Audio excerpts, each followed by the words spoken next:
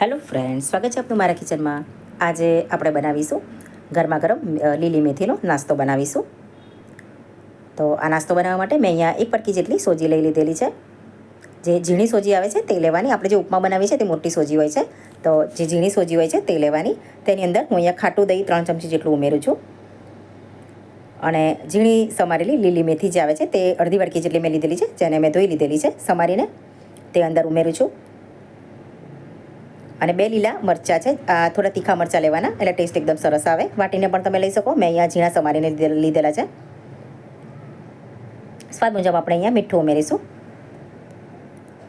મેં અહીંયા હળદર નથી ઉમેરેલી, તમારે ઉમેરવી હોય તો તમે ઉમેરી શકો છો. આ બધી વસ્તુ ઉમેર્યા પછી આપણે એને બરાબર મિક્સ કરી દઈશું.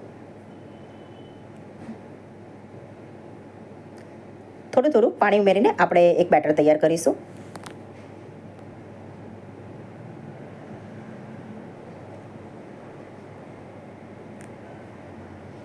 આપણે સોજી લીધેલી છે, એટલે સોજીને જરાક વાર આપણે 15 થી 20 મિનિટ જેટલી આપણે એને જો રેસ્ટ આપીશું તો સોજી પણ ફૂલી જશે અને એકદમ પરફેક્ટ કન્સિસ્ટન્સી આવશે અને આપણો સરસ એવો નાસ્તો બનીને તૈયાર થશે. એટલે આપણે એને રેસ્ટ પણ આપવો પડશે.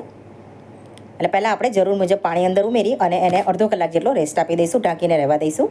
અડધો કલાક પછી જોઈશું તો સરસ એવી આપણી સોજી સરસ થઈ ગયેલી છે, ફૂલી પણ ગયેલી છે.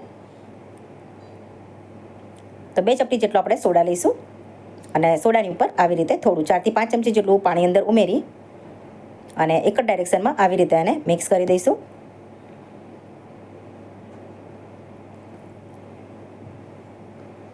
થોડું જરૂર લાગે તો આપણે પાણી ઉમેરીશું અંદર.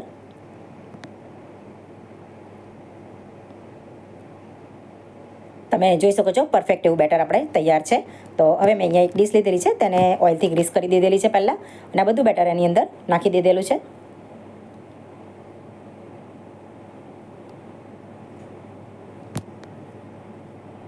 ઉપરથી આપણે થોડા તલ સ્પ્રિંકલ કરી દઈશું.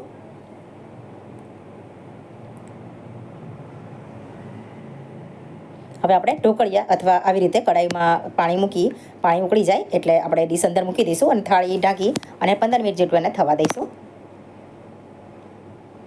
15 મિનિટ થઈ જાય એટલે થાળી આપણે ઢાંકણ જે ખોલી અને ચેક કરી લેવાનું. નાઈફની મદદથી આપણે ચેક કરી લઈશું. તો નાઈફ એકદમ સરસ ચોખ્ખું જ નીકળે છે.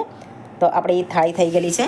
તો હવે આપણે એને બહાર કાઢીને આવી રીતે કટ કરી લઈશું. તમે જોઈ શકો છો જ્યારે હું એને કટ કરું છું ત્યારે પણ એકદમ સરસ એવા સોફ્ટ, એકદમ પોચા રૂ જેવા બનીને આપણો નાસ્તો તૈયાર થઈ ગયેલો છે.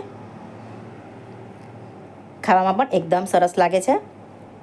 તમે આને વઘારવા ઈચ્છો તો વઘારી પણ શકો છો. રાઈ, જીરું અને મીઠા લીમડાના પાનથી એકદમ સરસ લાગશે.